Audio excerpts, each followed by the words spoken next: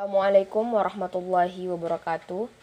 Kami dari kelompok 3 yang beranggotakan Musyrifah Amir, Putri Ramadanti, dan Farha Hidayah Rahman akan menjelaskan tentang materi kami, yaitu break-even point dan keuntungan optimal.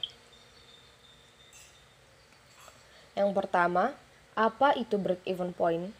Break-even point merupakan suatu kondisi di mana jumlah pengeluaran yang diperlukan untuk biaya produksi sama dengan jumlah pendapatan yang diterima dari hasil penjualan. Maka dari itu, break-even point juga dikenal dengan istilah titik impas, karena perhitungan break-even point akan membuat perusahaan tidak mendapatkan laba tetapi juga tidak mengalami kerugian. Yang kedua, untuk apa sih kita mempelajari break-even point? Yaitu untuk mengetahui apakah perusahaan tersebut mengalami kerugian atau tidak.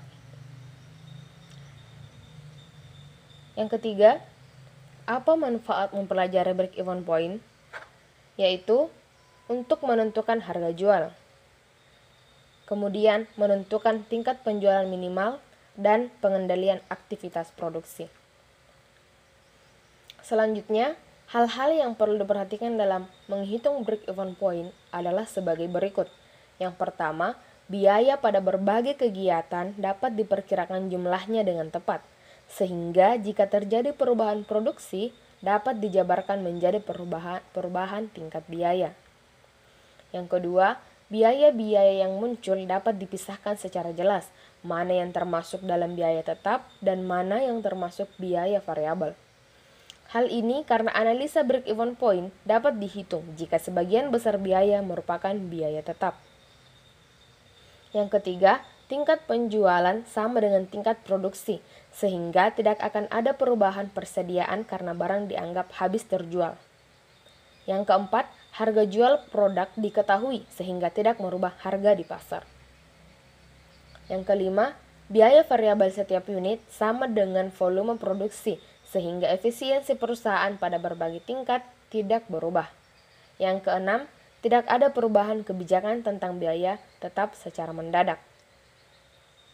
Dan yang terakhir, perusahaan dianggap hanya menjual satu produk.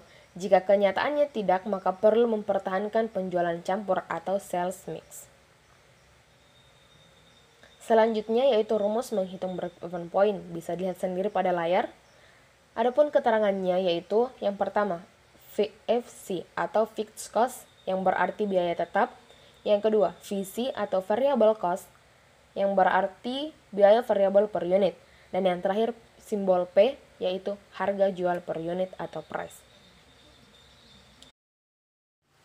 Selanjutnya yaitu komponen penghitungan dasar break-even point.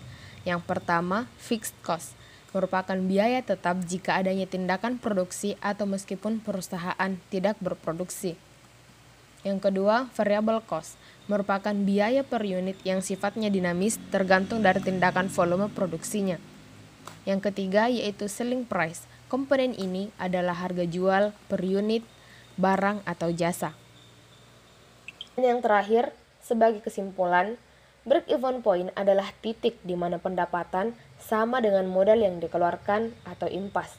Apabila penjualan hanya cukup untuk menutup biaya variabel dan sebagian biaya tetap, maka perusahaan menderita kerugian.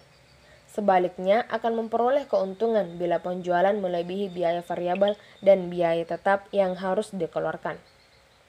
Sekian presentasi dari kami, lebih dan kurangnya mohon dimaafkan. Wassalamualaikum warahmatullahi wabarakatuh.